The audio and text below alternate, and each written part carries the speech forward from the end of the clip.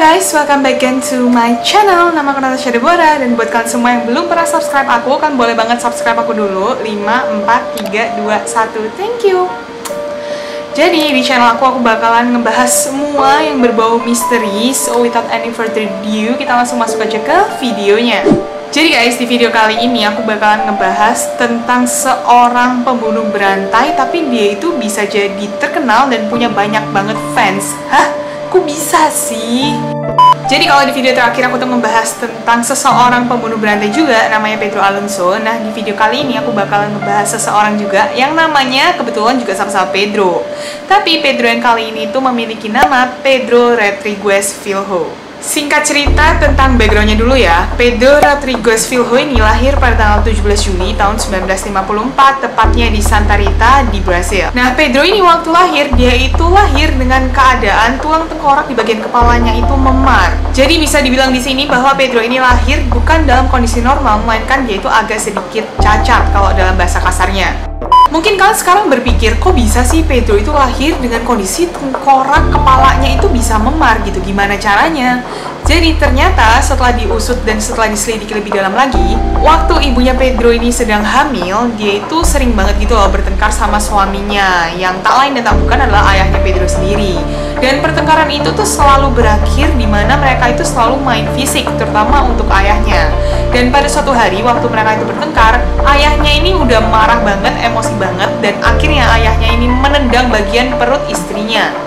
Yang secara otomatis pasti kandungannya itu ikut terpengaruh ya, gimana sih kayak ditendang gitu loh. Dan karena hal itu secara gak langsung juga itu melukai bagian otaknya Pedro. Nah, melukainya itu dalam hal kayak gimana sih? Jadi bagian otaknya Pedro ini kan dalam otak itu pasti ada saraf-saraf ya. Kalau misalnya kita tuh normal, saraf kita itu pasti juga seimbang dan juga normal. Jadi nggak ada tingkat keagresifan yang lebih tinggi atau nggak ada tingkat yang lain yang lebih rendah gitu. Pokoknya semuanya tuh pasti normal. Dan sedangkan untuk kasus Pedro ini, dia itu kayak tingkat keagresifannya itu kayak jadi lebih tinggi gitu loh guys. Dan karena ayahnya itu udah terlalu sering melakukan kekerasan fisik pada Pedro, sampai pada akhirnya kesehatan mental Pedro ini ikutan terganggu. Jadi Pedro ini merasa bahwa kekerasan fisik itu bukanlah sesuatu yang salah, melainkan itu adalah sebuah hal yang normal. Ya gimana ya, namanya anak kecil dan hal itu tuh selalu dilakukan ayahnya kepada dia setiap harinya. Jadi dia itu merasa kayak, oh ya mungkin emang orang dewasa itu ketika mau menyelesaikan masalah itu harus dengan cara melakukan kekerasan. Ini sebuah interogasi gitu, Pedro ini pernah bercerita bahwa keinginan dia untuk membunuh seseorang itu pertama kali muncul di saat dia itu menginjak usia 13 tahun. Masih muda banget guys. Jadi pada waktu itu ceritanya Pedro ini lagi main sama sepupunya dia yang umurnya itu lebih tua daripada Pedro. Terus ya namanya anak kecil, mereka itu bertengkar dan Pedro ini memutuskan untuk mendorong sepupunya itu sampai badan sepupunya ini menghantam sebuah mesin pemeras tebu. Dan pada saat itu sepupunya ini hampir meninggal, tapi untungnya dapat tertolong nyawanya. Dan setelah semua kejadian itu, singkat cerita, kita maju ke 1 tahun kemudian. 1 tahun kemudian, Pedro ini bukannya bertobat, tapi dia itu malah menjadi barbar. Dimana dia itu berhasil membunuh wali kota dengan shotgun milik kakeknya. Dan kalian harus tahu, Pedro ini melakukan semua aksi ini tuh di balai kota, jadi semua aksinya tuh ditonton banyak orang.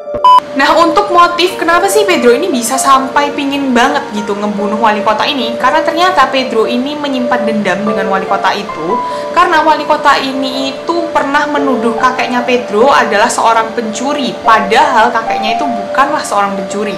Dan karena tuduhan dari wali kota tadi, kakeknya Pedro ini berakhir dipecat dari pekerjaannya.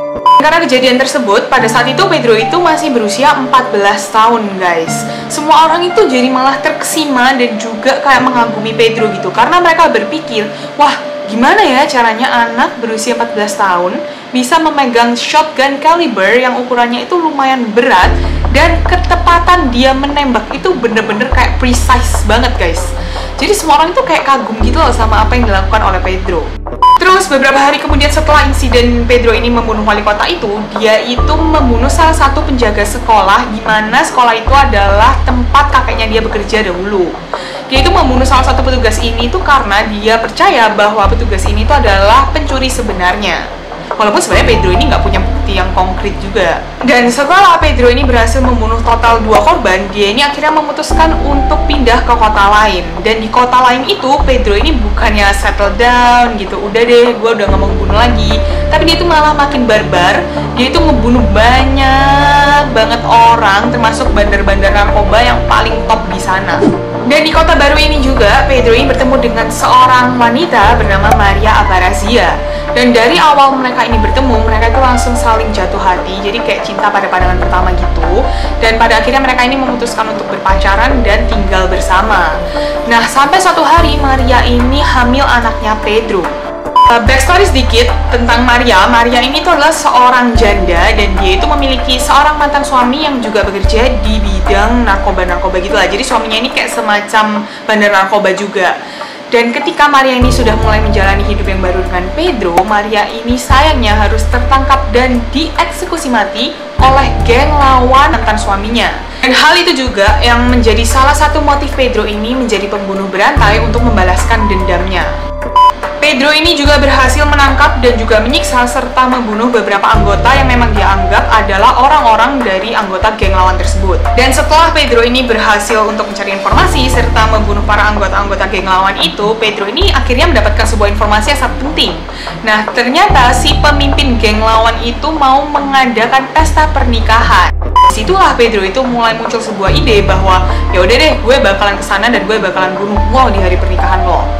Dan semua itu Pedro lakukan dengan seksama, detail, rapih, dan juga berhasil.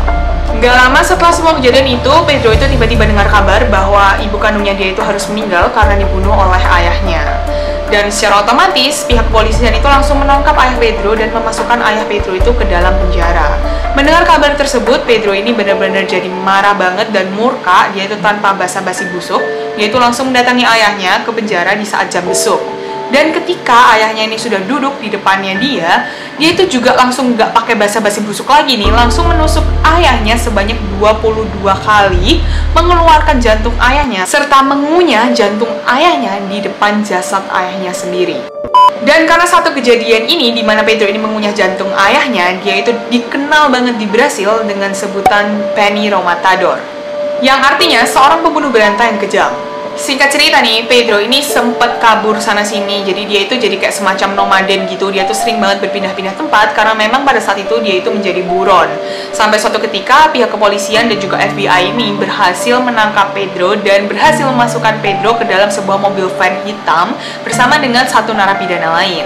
Dengan kondisi sebelum dimasukin ke dalam mobil van itu, Pedro ini tangannya diborgol gini, jadi biar dia tuh nggak bisa ngapa-ngapain. Setelah itu, Pedro ngobrol-ngobrol dong dengan satu narapidana ini, dan ternyata narapidana ini adalah salah satu pelaku pemerkosaan. Dimana hal itu membuat Pedro ini bener-bener marah banget. Kemudian sesaat waktu mereka itu udah sampai di penjara, pihak kepolisian itu pastinya mau membuka mobil van itu untuk menurunkan Pedro dan satu narapidana itu. Tapi pihak kepolisian ini benar-benar dikagetkan dengan apa yang mereka lihat. Karena mereka itu melihat narapidana itu sudah mati bersimbah darah dan tak berdaya, guys. Dan ternyata yang membunuh narapidana itu adalah Pedro dengan tangannya yang masih diborgol. Kemudian Pedro ini mengaku bahwa dia membunuh narapidana ini karena dia itu merasa narapidana ini itu sama sekali nggak layak hidup, karena orang-orang yang melakukan pemerkosaan itu adalah sampah masyarakat dan lo ngapain hidup, mendingan gue bunuh. Itu prinsipnya Pedro. Singkat cerita, selama di penjara, Pedro ini bukannya bertobat, tapi dia itu malah terus-terusan melakukan pembunuhan berantai sampai ada total korban sebanyak 47 narapidana yang meninggal di tangannya Pedro. Pedro ini bahkan juga mengaku bahwa dia itu sangat menikmati proses pembunuhan itu. Bahkan ada satu fakta yang harus kalian tahu, Pedro ini memiliki sebuah tato gitu di badannya yang bertuliskan I kill for pleasure. Jadi memang dia tuh suka banget gitu membunuh. Dia udah addicted dengan ngebunuh. Dan untuk metode membunuh yang paling Pedro sukai nih, jadi caranya itu adalah menculik orang tersebut, terus kayak disiksa gitu. Kemudian Pedro ini suka banget menyayat tubuh korban secara perlahan-lahan sampai korban itu meninggal.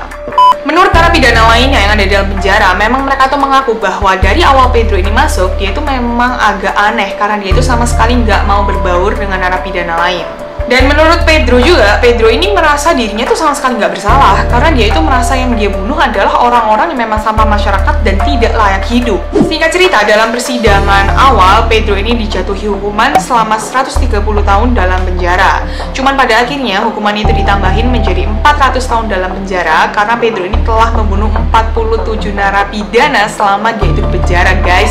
Itu beneran banyak banget gak sih 47 orang? Mungkin sampai di titik ini kalian tuh mikir lah, kemana sih kepala penjaranya lah, kemana sih penjaga penjaranya? Kok bisa sih sampai Pedro itu bisa membunuh 47 orang? Jadi karena memang kejadian ini tuh terletak di Amerika Latin dan kebanyakan penjara-penjara di Amerika Latin itu yang kayak over capacity, terus kayak nggak layak. Jadi kebanyakan sipir penjaranya itu juga ya tutup-tutup mata aja gitu. Sampai pada akhirnya di tahun 2007, pemerintahan Brasil itu merubah hukum negara. Perubahan itu benar-benar menguntungkan Pedro karena pemerintah Brasil ini mengumumkan bahwa tidak ada satu orang pun yang boleh dipenjara lebih dari 30 tahun. Dan pada akhirnya setelah 34 tahun di penjara, Pedro ini dibebaskan secara legal.